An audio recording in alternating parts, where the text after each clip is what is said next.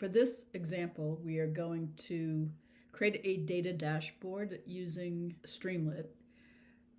Streamlit is great for displaying data in different ways, both table data as well as graph data. And it's based on Python, so you can get to use all the Python libraries. So what I've done is just as an example, I've gone to Kaggle to find a data set that I could use. I chose this one, this music and mental health survey results. The way I looked at this data set was, it really talks about people's musical tastes, how long they listen, what streaming service they use. And then I was kind of interested in how it related to mental health. So they had, if people had certain conditions, so they really just cover depression, anxiety, insomnia, and OCD, and whether or not listening to music would improve how they feel with the different issues that they're experiencing. So I just thought it'd be an interesting data set to look at and play around with as an example. They give you some basic information about it with some starting graphs. The other nice thing about it is they give you some related notebooks. You can see how other people have taken this data and used it. As well, these notebooks give you an opportunity to look at how other people have interpreted the data and built graphs. To get the data, you can just click download, and it downloads this CSV file, which is a spreadsheet file. I have downloaded this data, and let's see, I've got the data here. So I downloaded the CSV file.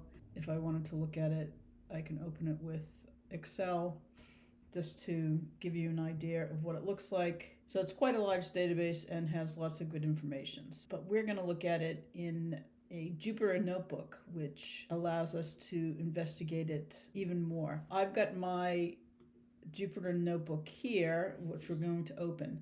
But how do we get to Jupyter notebooks and create one? The way to do that is you open a terminal window. Okay, so I've opened a terminal window I'm running on a Mac. If you are using Windows, you can use the CMD prompt to get you to a terminal interface. I'm going to go to this folder that I've got set up. So it's in my documents, and I've made a Streamlit folder, and this one is called Music Mental Health. You can name your folder whatever you want. And if I just list what's there, I have this data folder, which is where my CSV file is. I've created this Jupyter, it's called the Jupyter Notebook, but the file extension is IPYNB. So in order to run this, we have to do an installation of Jupyter Notebooks. Now, hopefully from the previous unit and the lesson on diving into web apps, you have installed both Python and Streamlit, and also installed a code editor. The one that I'm using in all of my examples is Visual Studio Code. So what I'm going to do now is install the Jupyter Notebook. There's a thing called a virtual environment in Python, and what that does is it creates exactly that, a virtual environment, so that anything that you install and run is within that environment, and so it doesn't affect other parts of your computer. So I'm just going to do that as I'm doing this Jupyter Notebook as well as the Streamlit app that we're going to create. To do this, the command is Python -m and then venv for virtual environment, and I'm just going to call this my env. And you can see it creates this folder within this folder, so that anything that happens kind of is encased within this folder. If you wanted to see where I found this information, I just Googled it. So I'll just show you this. So under the Python docs, it explains virtual environments as well as how to create one.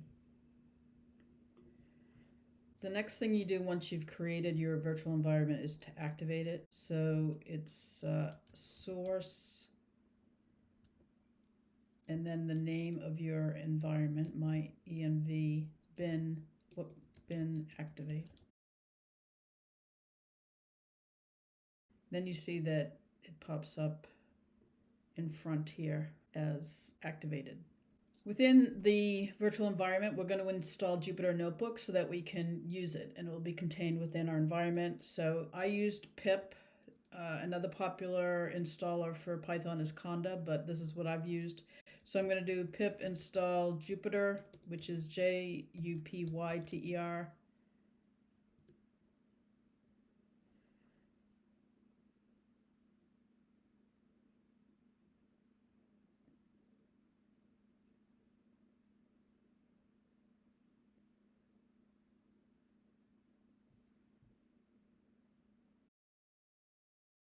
Once you've installed it, you just type in Jupyter Notebook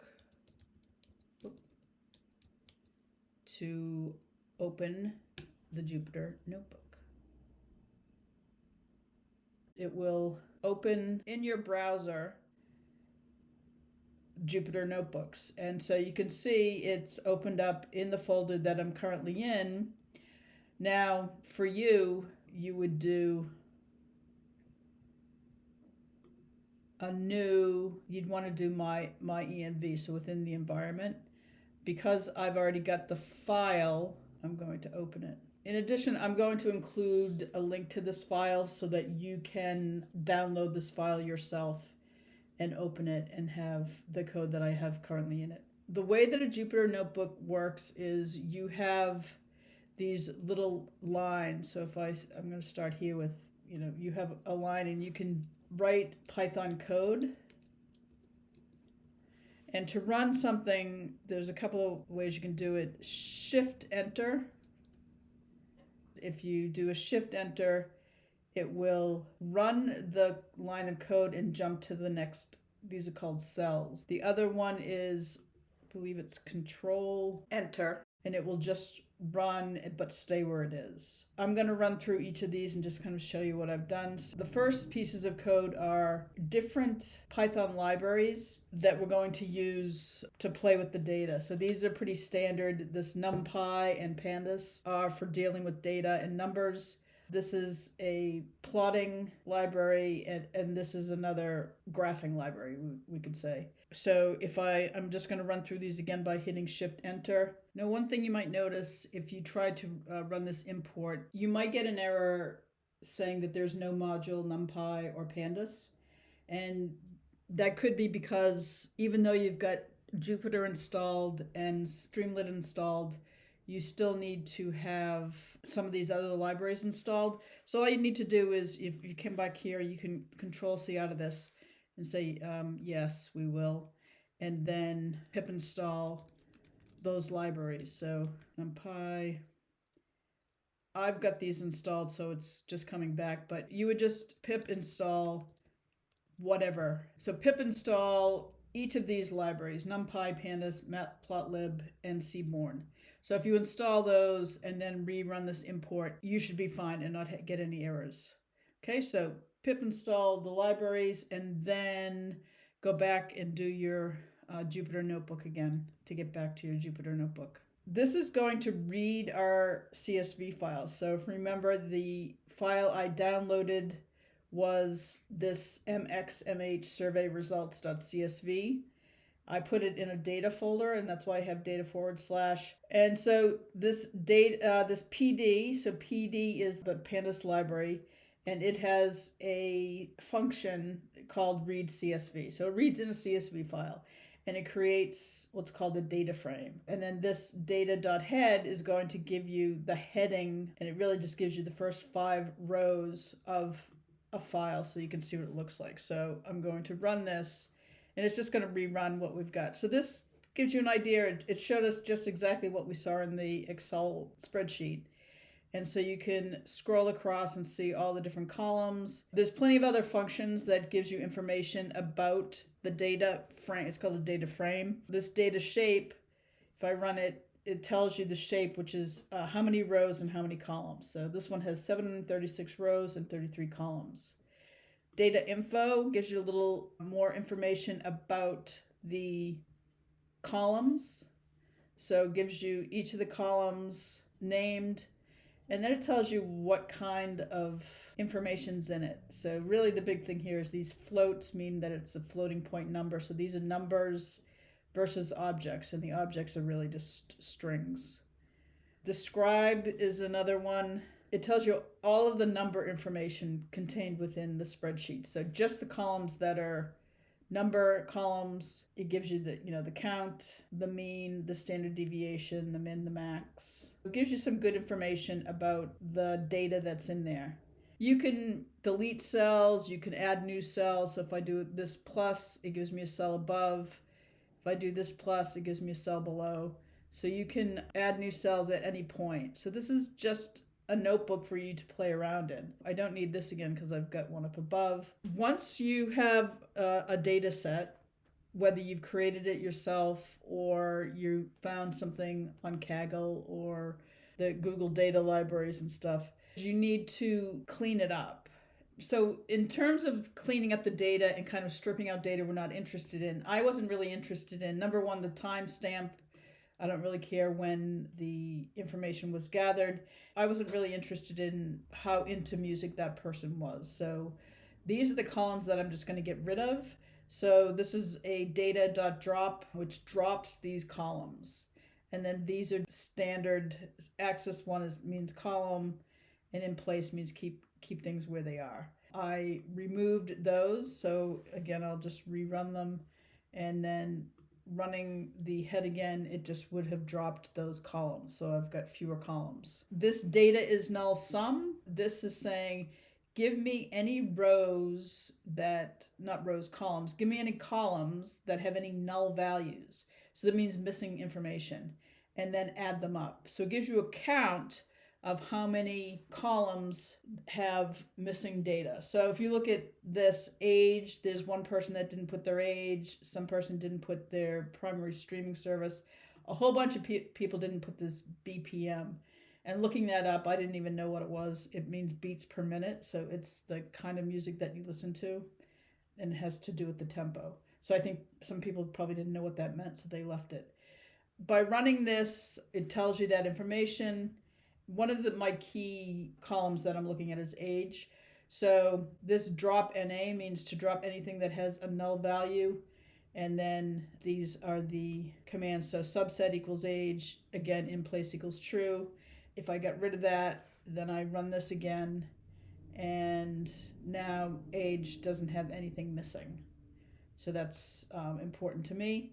Now I'm going to start looking at things visually. PLT figure is saying create and this is the matplot library. This just gives you the size. This SNS is the Seaborn.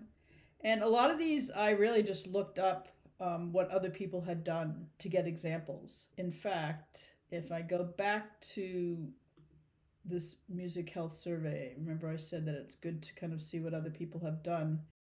So if I look at, say, for this particular one, this person, they have their own notebook. It's built right into Kaggle, so we can see what they've done. And they've done kind of the simple, and they've done it in a different way. They've done it using Plotly. So they've done the same thing with age, dropping things. So you can see what other people have done, and you can kind of look at their different graphs and how they built them. And a lot of what I came up with in my notebook was based on looking at other people's and what their commands were that they used. So this is a great way for you to learn how to build graphs, how to look at data. This is just telling me the range of ages. So this is the count of how many people that answered the survey is that age. So we had one person that was 10. So a lot of teenagers answered that, and then it drops. And then we've got a few people that are older. It is quite common when you're dealing with data to eliminate these things that we call outliers. So in areas, depending on the data, where you have very low numbers of certain things. So in this case, when we get over 60, the numbers are very low for who reported. And these could be considered outliers, and they could skew the data.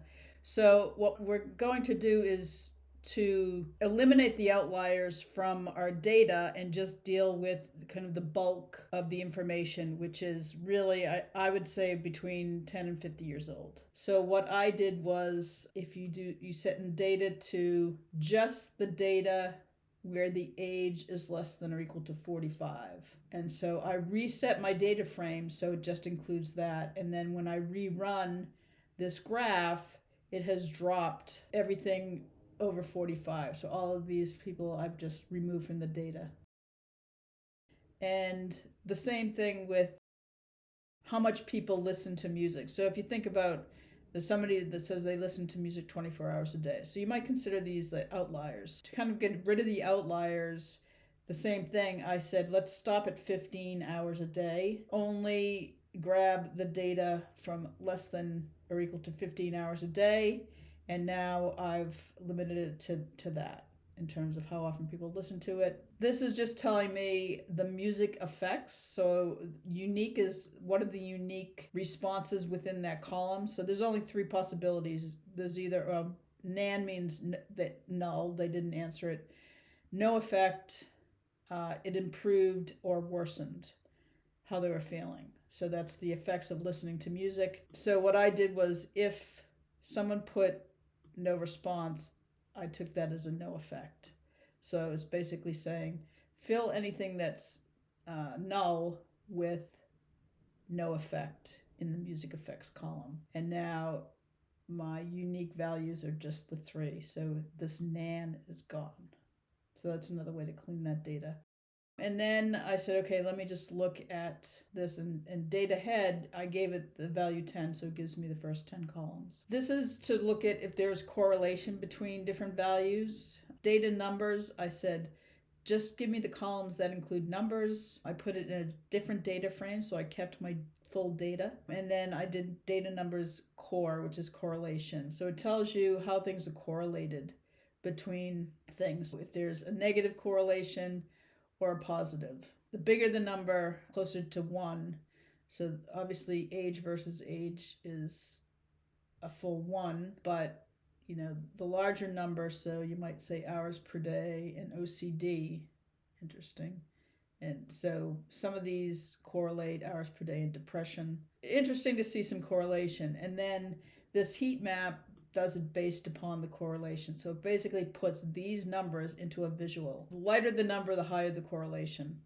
So all of these are very little, but then as we get closer to the axis here, we see a correlation. So it's just interesting information.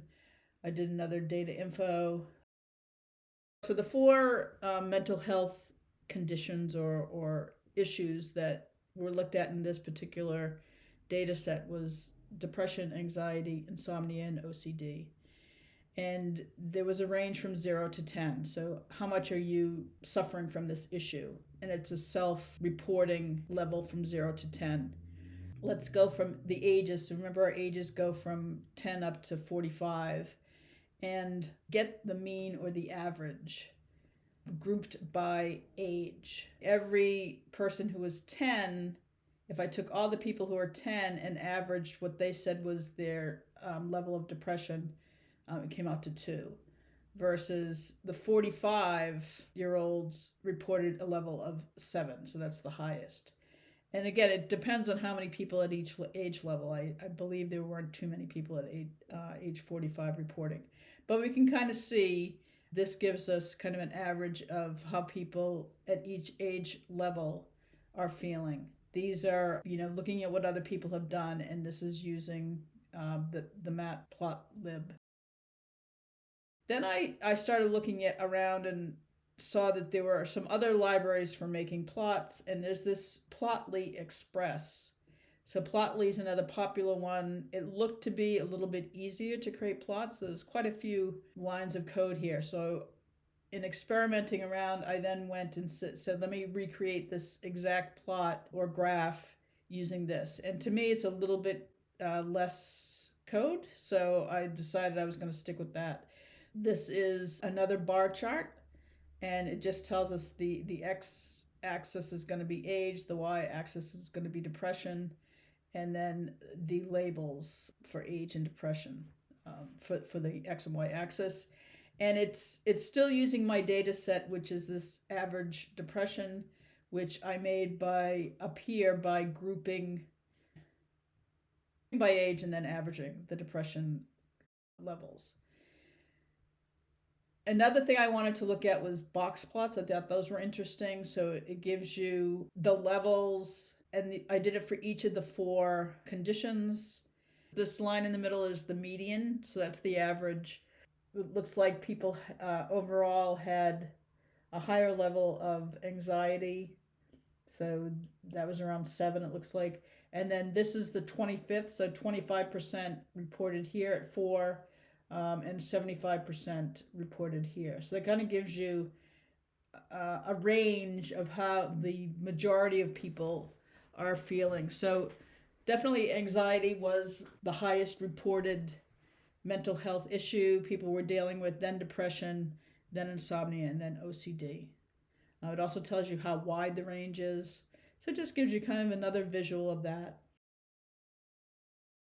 To do this, what I had to do, and this is another thing I had to look up as to how to do this to create a box plot.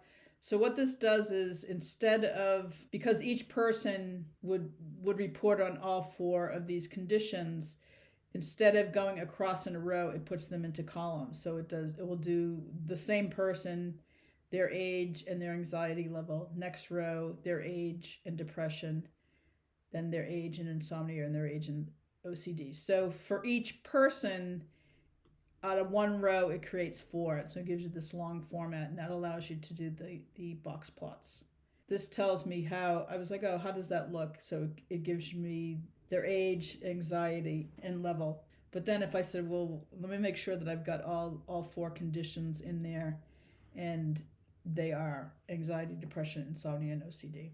And again, I decided to experiment with Plotly and comparing, the amount of code needed. I decided that this was a little bit easier to do. It looks a little different. The other nice thing about Plotly is you can hover over it and it will give you the numbers. So it gives you the max, the min, and then the quartiles. So that's kind of cool. And then this one, I said, well, let's look at people who say they are really suffering from an issue, because we have the range from 0 to 10. So saying if someone reported 7 or more, or actually more than 7, so it'd be 8, 9, or 10, that would tell you people are really suffering. And then from within that, so I filtered it based upon the depression. And then I said, give me the counts of each of the different values of music effects. So the 3 values were improve, no effect, or worsen. And did a bar chart based on that. So it said over 100 people counted that it improved. About 30 people said it had no effect, and there were probably looks to be about 8 people that said it got worse. This one, I wanted to play with these things called subplots, where you can put several plots together.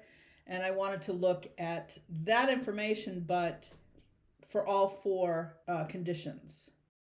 In this case, I was using Plotly, so I had to import a few more libraries, and then there's all this code. So again, I looked at some other examples to see how people did it and adapted it for what I was looking for. So I've got my 4 subplot titles for the 4 different conditions that I'm looking at. And then first I filtered by depression and did the value counts, and then I did this add trace. So that creates a bar chart based upon the improvement levels for depression. Then I refiltered the original data for anxiety and did the same thing.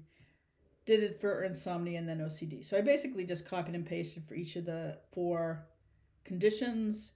And then these just set the layout. I wanted them to have the same y-axis. This is much higher. And it was based on how many people reported those conditions at each level. So there were very few people that reported OCD compared to people that reported anxiety, a high level of anxiety. So because of that, I wanted them to have the same y-axis. And that just allowed me to do that. So again, figuring that out. And then this gives me the 4 of them. And again, with Plotly, the nice thing is you have this hover effect where you can display the information. Then I said, let me go back and kind of look at some of the music information. So this is a plot for all the different genres of music, and again, looking at whether people felt that it improved their mental health if they were suffering from anything.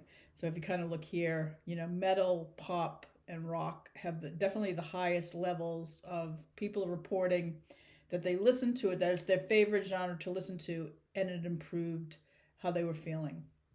And then I just did the same thing in using the Plotly libraries. Again, much less code. And then I just wanted to go back and look at, what were the actual numbers behind all this, that this is overall what people said in terms of whether it improved, worsened, or there was no effect.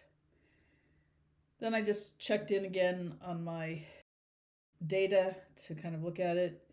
Then I said, let me just play with a scatter plot. So this was based upon age versus level, and I did depression first, then I did insomnia.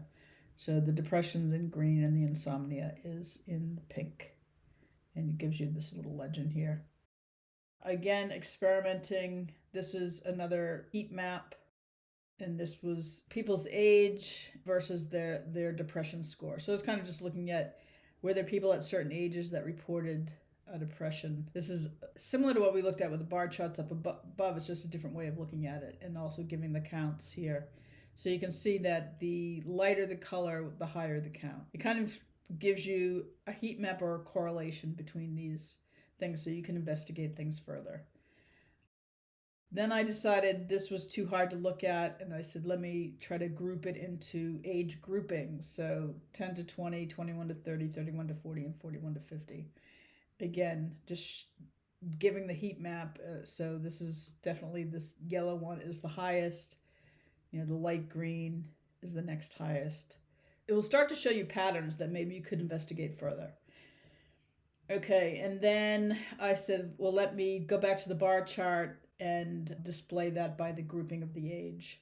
Again, this is the way I found to do it, where you can, this PD cut, and you put them into bins based upon groupings. So the bins are here. So 10, 20, 30, 40, and 50. So it tells you where you can cut them. I'm cutting it based upon the bins. And then it allowed me to simplify the data by putting it into groups. So it was really people reporting a level of depression at the different ages.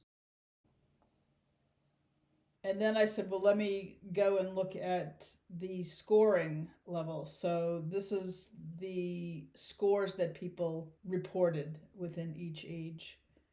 So you can see the dark blue is 0. So a lot of people at between 10 and 20 reported a level of no depression. And then this number 6, let's see, then 2, then 6. So you can kind of see in this case, it looks more like that's a number 7. So in the 21 to 30, things tended to trend more on higher depression levels. And then down here, there were fewer people reporting depression between 31 and 40 and 41 to 50. But then again, there were fewer people reporting in the Dataset period. So then I decided to look at age versus the different conditions, just to see where things might pop up. And again, the lighter color shows you where there might be a correlation.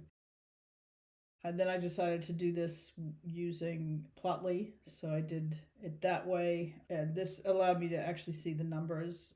I wanted to see what the numbers were.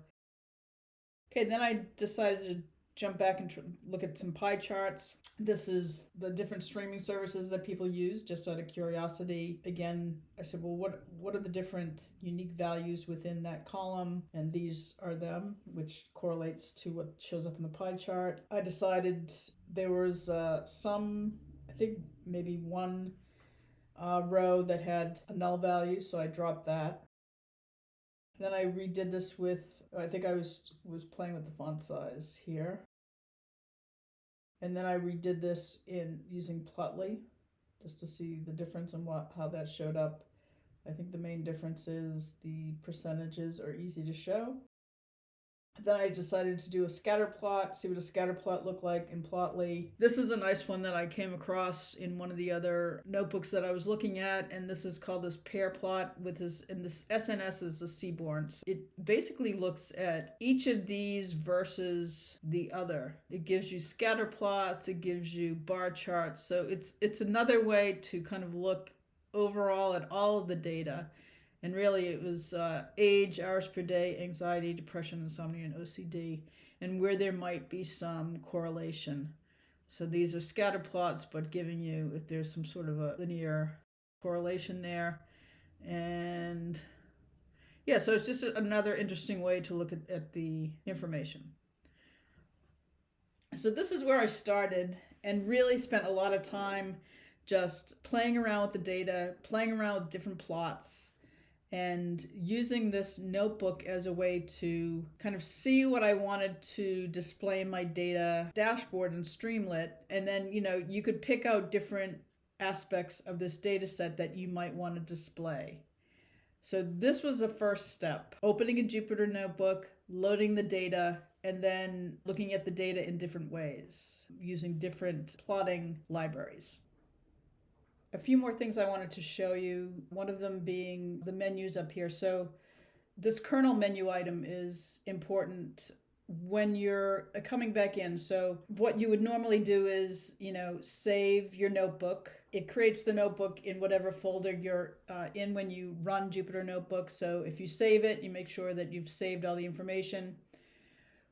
If you close out and then come back in at a later time, all the information is here. However, the information, so for instance, the data is not actually loaded. So you'd have to rerun it. So one thing you can do is restart kernel. One thing would be to restart everything and run everything. So that would be one thing. You could just restart. It will jump to the end. This little asterisk here means that it's running and it's waiting for it to finish. Then it comes back when it's finally finished. So you can see, and it regenerates all the plots. Another thing you can do is if you're working on it and want to add more, say in the middle, you could just say restart kernel and run up to selected cell. It will run up to there. Again, I'm waiting for it to finish. And then it will stop there. Anything below it won't have run again. Those are important things, I think, to know. As I said, you will make sure to save your notebook. And then the other thing is when you're all done, you want to make sure to shut down. Probably the best thing is to say close and shut down notebook. In this case, I'm going to keep this open because I'm going to be now working on my Streamlit app, and a lot of the graphs that I want to display in my data dashboard, I'm going to take from my notebook and take the code from my notebook. So I'm keeping it open for now, but eventually what I'd want to do is close and shut down the Jupyter notebook. So now we'll move on to creating the Streamlit app.